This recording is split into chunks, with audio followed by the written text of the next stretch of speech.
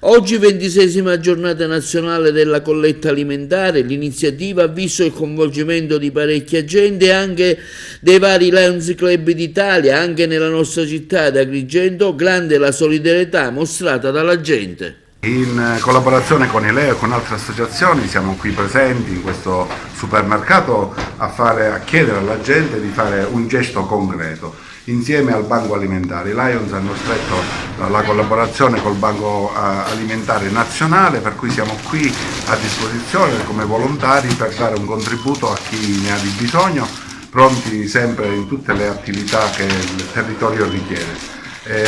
Tanti volontari in tanti supermercati, e a tutti gli amici che questa sera si troveranno a fare la spesa chiediamo un contributo di generi alimentari, di quant'altro sia a lunga conservazione, per farla arrivare a chi realmente ne ha di bisogno.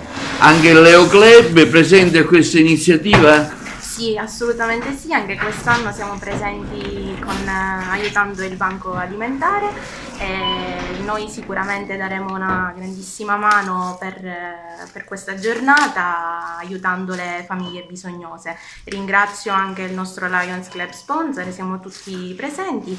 Spero che questa giornata possa dare un grande contributo anche a tutta la città e alle famiglie bisognose. Ecco, ora ascoltiamo una responsabile del Banco Alimentare.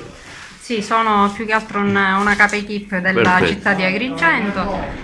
Da tanti anni, quindi dal 1989, che la colletta si fa a livello nazionale, quindi è un gesto a livello nazionale che con tutte le crisi che ci sono state, ma i risultati ci sono, quindi anche quest'anno, anche in mattinata, diciamo che la situazione ecco, siete presenti in diversi punti della città di Agrigento, ma anche in provincia. Fino a questa sera sarà possibile donare qualcosa? Sì, è tutta la giornata, solo oggi, quindi per chi è interessato e ha voglia di donare qualcosa e fare un gesto di carità, si può presentare in tutti i supermercati. Siamo in provincia a Favara e anche a Raffadali, quindi potete raggiungerci. Come sta rispondendo la città? Insomma, Agrigento già in questo qui siamo al Penny Market, un primo consuntivo. No, io posso parlare del mio supermercato attualmente, sì, la risposta c'è. Quindi ancora la mattinata deve carburare, quindi magari più tardi ci sarà, però per quello che ecco, c'è tempo fino a quando? Fino alla chiusura del supermercato, tutto il giorno.